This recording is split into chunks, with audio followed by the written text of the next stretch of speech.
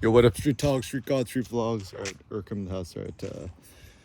Some more turbo thoughts for us. Turbo. High speed turbo thoughts. Drop it like Robocop. All right, so pretty sure I'm the next Elon Musk in the making. All right, so some thoughts. Just watched the new Vision Pro Max. Some Tesla Model Y thoughts. Continue the thoughts. Okay, so the Tesla Model Y, right? First of all, it is fast as shit. Like, it is so insane. Like, this is just the dual motor, right? You just step on it, right, from zero. It just like fucking spaceship insanity. And I was even my buddy Don Dillon's Porsche 911 GT3 RS, where it goes 0-60, hit like 8,000 RPM, which is pretty phenomenal. But I could imagine you in the Tesla Model 3, Y Performance, Model X Plaid, Model S Plaid, I'm sure it's just super bananas. But the funny thing is, realistically, like, how often do you need to go that fast, and why do you need to go that fast? I like to go fast, but then, I don't want to do it with Cindy. She's gonna get car sick and throw up. Also, I don't want to do it with Sen. He's gonna throw up too. So realistically, how fast does one really need to go? Honestly, like, not that fast. Even I'm just like driving my mom's old Hyundai Sonata, Tesla Model S, right? And it's like what, like a 2-cylinder, 2.2 cylinder, 2.4 liters cylinder, 4-cylinder, 2.4 liters cylinder, 2.2 liter cylinder, something. It's actually pretty good on gas. It's like not super fast, but like fast enough. And actually, surprisingly, even the old Sonata, right? Room-wise, it's actually bigger and feels more roomy and spacious than Tesla Model Y. Also, a personal thought I have is I really don't like compact SUVs.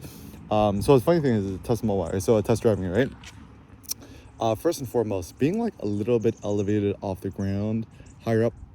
Like, I actually don't like the feeling. Like, I don't like being in a compact SUV or even an SUV or a truck. Being too far off the floor makes me feel a little bit uneasy. I actually personally don't like it. Is the first thought. Another thought too, you want to be safer, just jack some random safety cones, just kind of like put it out in the streets to make sure motherfuckers are safe, right? And also drive like your kids live here. This is the best innovation that Cindy bought just by on Amazon. Drive like your kids live here. Skin in the game. Honey, help me put it together. Look at the random googly eyes. And actually, the funny thing too is a little bit of a disfluency is good. And also, like, look, people hopefully see a white traffic cone. It's a little bit less common than orange traffic cone, so hopefully people will heed it better. Okay, so some more thoughts. So as a consequence, yeah, being in a compact SUV, being a little bit slightly off the floor is a little bit jarring for me. I personally don't like it. A car that's closer to the floor, you feel more secure. So I would even prefer a Tesla Model 3 over a Model Y, right? Also, the visibility in the rear view mirror and the sides kind of poor. You can't see shit. But then, I mean, granted, you're supposed to use all these side cameras and back cameras, but I'm so more old school. I like look over my shoulder before changing lanes and stuff like that. The drive quality feels fine, like not super great, whatever's. But then the ultimate thing is like, this thing is like dual motor out the door, like $60,000. I'm like, that dude, that's a lot of money. I'm like, I mean, granted, I got 3 Lambos in the bank kind of thing, but like, still, it's like, yeah, my personal, like, yeah, not finna do it. So then, what car should one get? I mean, it was fine too. Like, I asked him, he's like, oh, how you like it? He's like, just get a Lexus hybrid instead, right? And so I guess the ultimate thing with Tesla cars like that, first and foremost, I think when you're buying a Tesla, you're kind of buying into kind of more this like utopian vision of the future, which is very optimistic. So anyone who buys a Tesla is actually very optimistic. Anyone who's a naysayer, honestly, it's like there's really no reason being like anyone who's a naysayer on anything. It's like, what are you trying to signal? It's like, what, that you're superior to Elon Musk? You're superior to Tesla? You're angry about something? Any sort of innovation, I think, in the world is good. Like even the so the new Apple Vision Max Pros came out, right? I'm sure there's a lot of, I haven't, like, okay, pro tips. How does one have independent thinking and thoughts? Don't read any blogs, vlogs, YouTubes, like including this one, right? Just think for yourself, right? Just look at yourself and come up with your own judgments and blog or vlog your own thoughts. So I'm sure there's a lot of people who are criticizing, critiquing, blah, blah, but I'm like,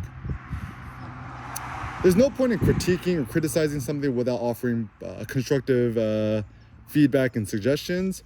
And I kind of like suggestions too, because just like take it or leave it is just your thoughts. So I'm sure there's a lot of criticism. But I mean, I think the Vision OS, that it is the future of the software developer kit for it, it's pretty exciting. It just opens up a brand new economy. And with Apple, it's just going to make VR, AR stuff more mainstream. If anything, I'm more curious about like, who's going to have the balls or the courage or the guts or the chutzpah to actually wear this thing in public or in a flight?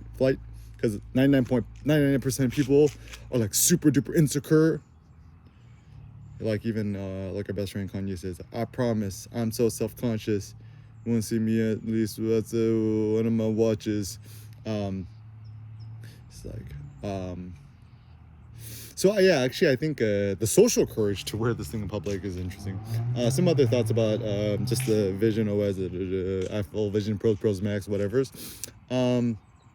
First and foremost, I didn't think they call it Pro. Just call it Apple Vision, right? And then later make a Pro. Like, I think Apple shouldn't just kind of prostitute out their Pro moniker. I'm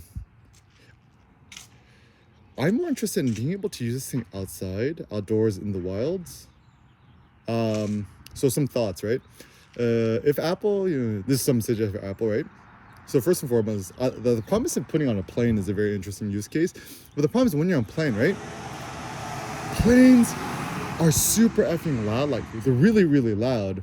So as a consequence, just using the built-in speakers, I'm sure, are not going to be that good. So have a way to sync it seamlessly with AirPods Pros Max, whatever's, so you could really be immersed. The promise of being able to plug it in continually is a smart one.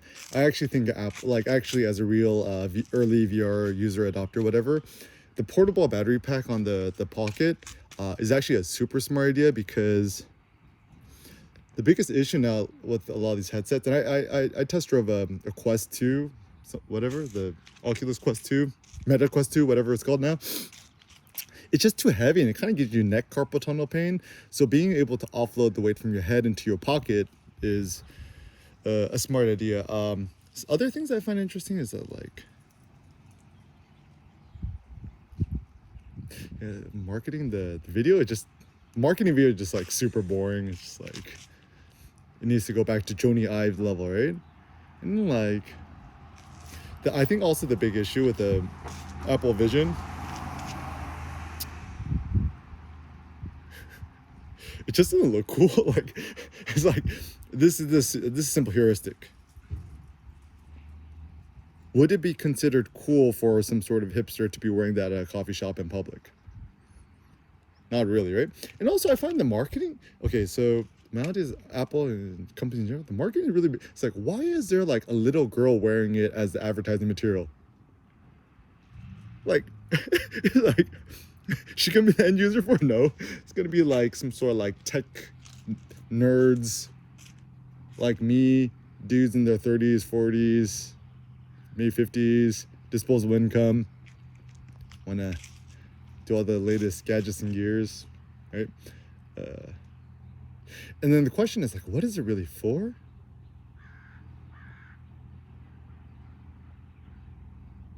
I think my general thought, the reason I just don't find it too interesting to me, honestly speaking, is I actually like being out in the real world. So my thought is, if you want to be like, ultimately the reason why people want to buy products is to become productive, more happier, blah. And also productivity, people think the more productive I am, the more innovative I am, the happier I be. That's the general workflow of things, right? So it's actually happiness that we seek, right? But I think I've already figured out the secret of happiness is like physiological thriving, which means spending more time outdoors out here, right? More UV exposure, more sunlight exposure, even when the weather's shitty. My personal suggestion, if it's super cold and you want to be happier and spend more time outdoors, just drop like $10,000 on a Canada Goose jacket. Just fuck it, just be outside. Maximum time outdoors. Also, if you want to be happier, the best Apple products maybe to buy are the ones that you could just work outdoors. Just iPad Pros. The iPad Pro, just work in the direct sun, just walk around. Plugging this 11-inch. Don't get the big one, just get the small one.